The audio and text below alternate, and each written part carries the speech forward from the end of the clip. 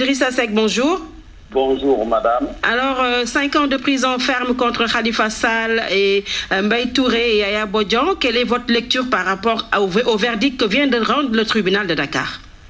Permettez-moi d'abord, à la suite de mes salutations, d'adresser une pensée émue à sa famille, biologique comme politique. J'ai une pensée pour sa maman, qui est privée de son fils injustement et illégalement depuis 1 an et qui risque d'en être privée pendant les 5 prochaines années ou 4 prochaines années.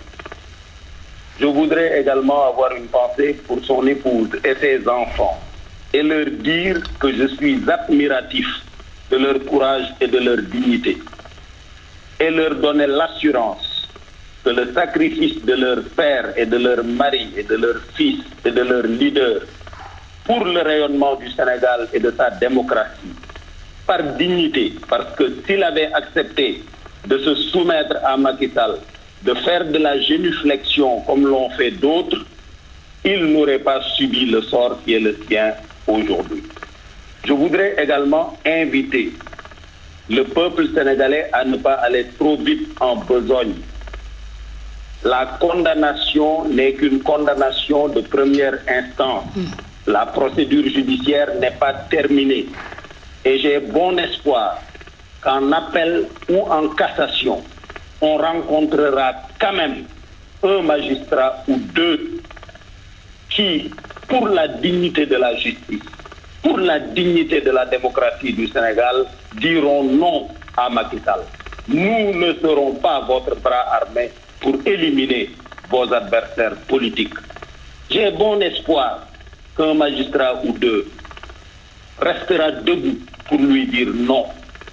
Et si ce n'était pas le cas, que le peuple sénégalais, dernier rempart, souverain au nom duquel cette justice est rendue, se tiendra debout pour lui dire non et pour le dégager définitivement de notre pays.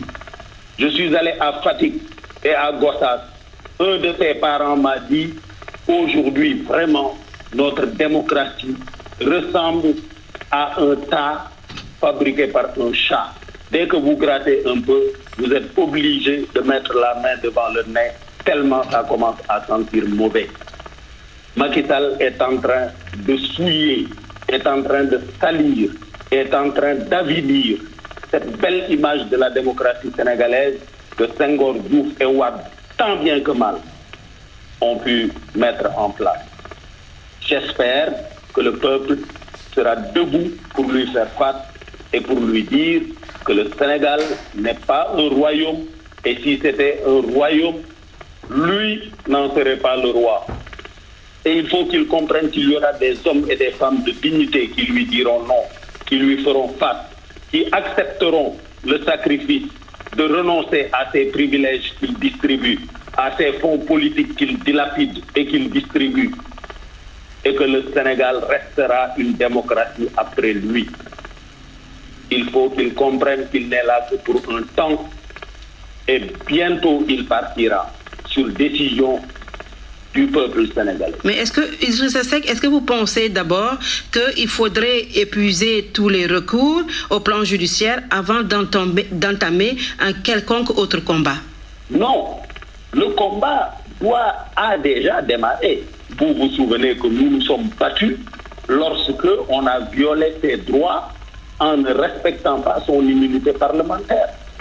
Nous nous sommes battus. J'ai rappelé sur vos ondes que les décrets qui ont modifié les règles de fonctionnement de la caisse d'avance ont été pris par mon gouvernement, le gouvernement Idrissa Seck, dont j'étais le Premier ministre. Et l'un de ces décrets a été signé par Macky Sall lui-même. Donc il ne peut pas l'ignorer. Et pourtant, Premier ministre comme président de la République, il a tacitement laissé la caisse d'avance continuer. Et il en a bénéficié. Et il en a fait bénéficier ses partisans. Mais aujourd'hui, par lâcheté, il a peur d'un adversaire politique respecté dans la capitale, dans le Sénégal et dans le monde entier. Et pour cette raison, il est prêt à salir, à avilir, à souiller notre démocratie et notre justice. C'est contre ça que je me bats. Et je ne dois pas être le seul à me battre.